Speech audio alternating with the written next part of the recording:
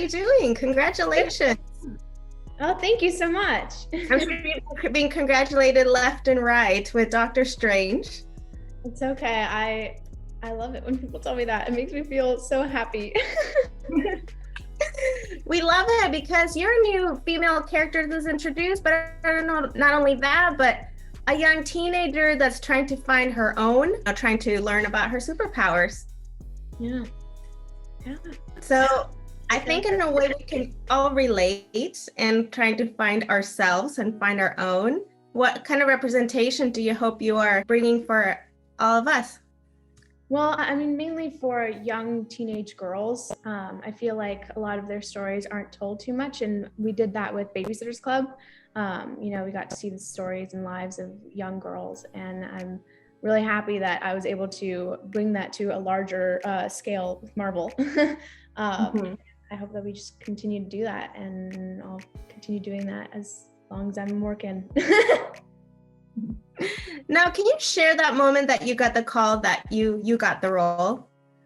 Yeah, I'd just gotten back from doing my screen test in the UK, and I was just like, okay, my agent wants to give me a call, and I was on Zoom, and she kind of tricked me into doing this call, and she says, oh, Serafin's on the phone, and Serafin goes, yeah, I just wanted to let you know, you are America Chavez. Welcome to the MCU family. And I literally just froze. I just sat there and I was like, what are you talking about?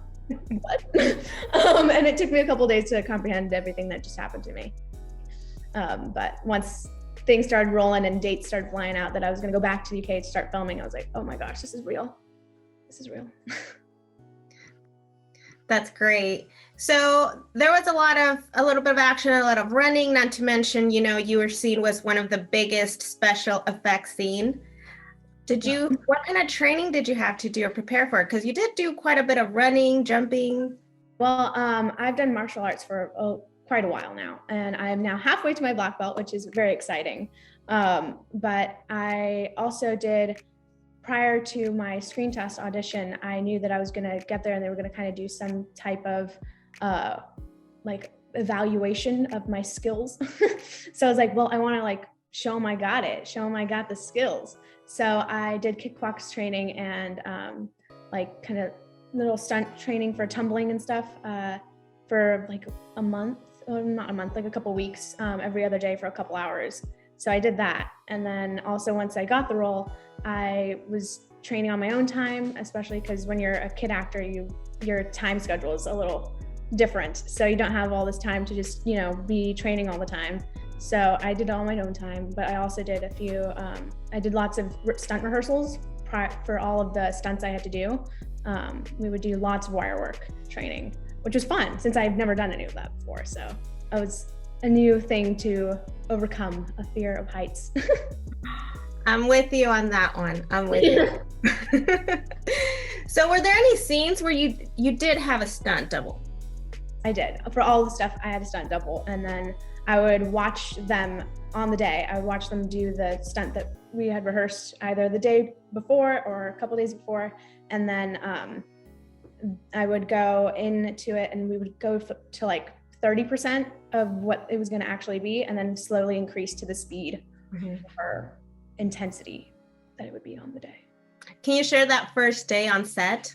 The first day on set, I remember I don't even remember that day because I was just so freaked out. I was like, oh my God, this is crazy. I don't know if I could do it. I don't know if I got the skills. I don't know what I'm doing. And then somehow we're here.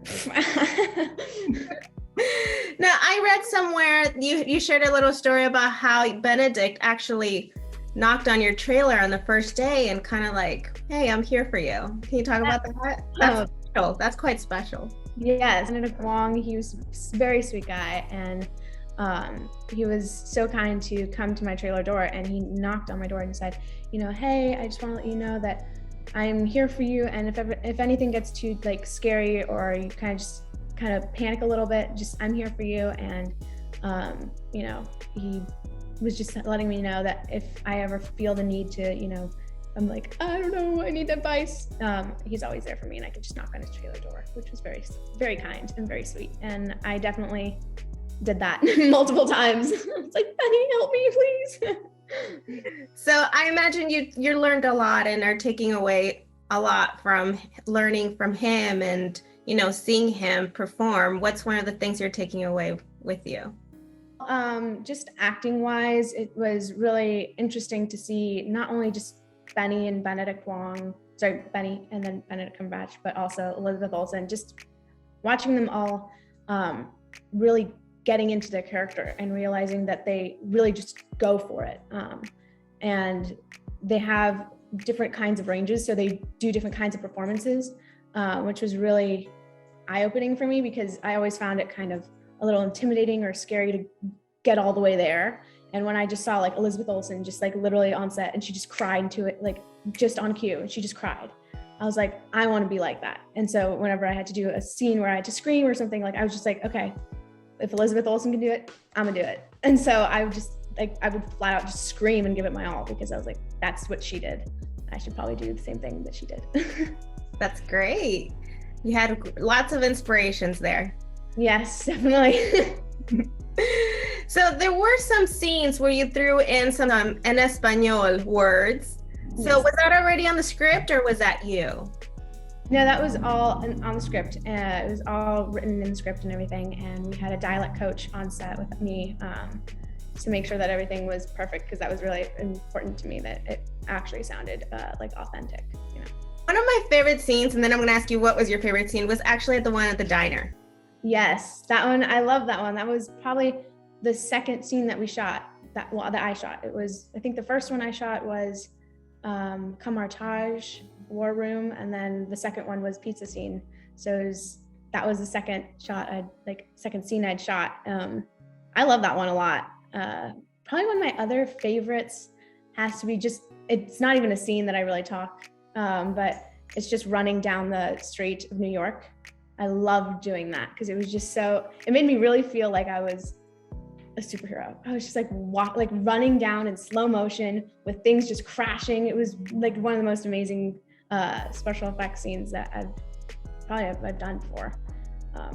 Yeah, that was really exciting. That was actually the biggest special effects scene of the film. Yeah, and it was your scene. Yeah, it was just a lot of special effects going off all at once. And what was most intimidating about it is that everyone was given these little like what are they, like noise cancellation little plugs. And they were like, okay, well, you have to put them in too. But the thing is, I had ponytail, so you could see my ears. So they're like, you're going to be running anyway, so it won't matter too much. But all these special effects were going off, like fire hydrant, everything that you saw flying down was actually like coming down, and like the walls were like fully crashing, and cars were crashing into other people. It was like fire, like cars were literally on fire. It sounds like you experienced it to the fullest, like no one else did. Yeah, it was insane, and it really felt real because I was like, they didn't really tell me how much was going to go off because they didn't want to like freak me out, but I was definitely running for my life. Wow, that's unbelievable. And did you get to keep the jacket? Oh, I wish I could have, but it was so special, and it's one of those things that they need the original. So sadly, I couldn't keep it. One jacket? No, because they have tons of copies of the jacket, especially for the doubles and everything. And I was very tempted to just. But I know that they have like, I feel like anything Marvel has like a little tracker on it or something. So I'm too afraid to actually like take it. I would be too. They'll hunt you down. I'm afraid they would. Well, I was hoping you did get to keep the jacket. Maybe in the future you'll get to keep something. One of the. Yeah, I did take, they gave me the necklace. They gave me the necklace of that. It was really special to me because I wore it every single day. Nice. Well, that's something. Maybe in the future you get to keep the jacket. Yeah, I'm definitely like later on when in a few years I'll be like, hey, can you send me the jacket? It's not going to fit another 14-year-old again.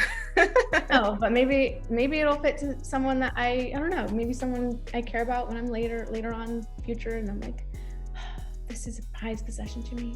Here you go. You can pass it along. There we go. That's right.